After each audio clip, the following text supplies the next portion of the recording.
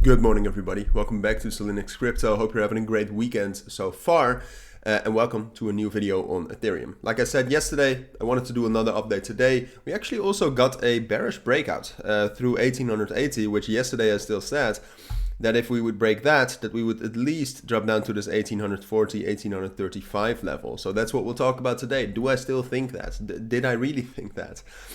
But apart from that, we also would talk a little bit more about next week. Next week we have the interest rate decision on Wednesday, so we will talk about that. I have a pretty clear opinion on that.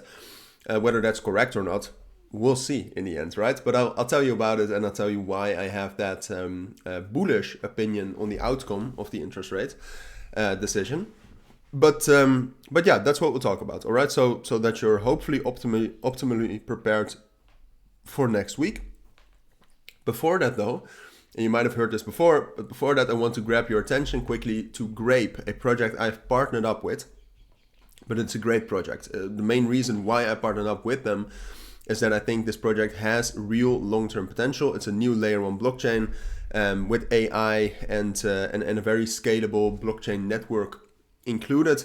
I think it has a lot of potential. Right now you can still buy it via the link down in the description at a discount from the listing price. You cannot instantly sell, all right? There's a time limit in which you can sell. But like I said, I do think this has long-term potential, great long-term potential. It's launching very, very soon on centralized exchanges already.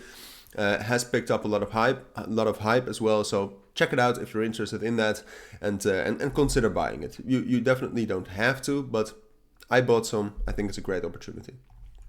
But now onto Ethereum. All right, so what we did yesterday is, I'm not sure if we actually broke market structure, because yesterday I said that if we break down below 1875, then we'll drop down to 1840 and we'll be bearish. But now, if you zoom out a little bit more, we're still in a consolidation range, all right? We're perhaps not anymore in the same consolidation range as we were yesterday, but we definitely aren't that bearish. And then apart from that, and we have to talk about fundamentals now, apart from that, my expectation for this week, for the opening of this week, is actually quite bullish. And that's partially due to just the market, and most of the openings that we have seen were bullish. But it's also partially because of that interest rate coming. I think the general reaction and the expectation of the interest rate and the press conference are actually bullish, because if you take a look at most of the economic events of the last couple of weeks, then most of those don't point towards the interest rate being more negative or something. And in this case, I actually think that no negative result is positive. All right, I don't think it's going to be positive at all, the interest rate decision itself. It's just going to go up to 5.5, and they'll say the same things that they said at the last press conference. That's what I think.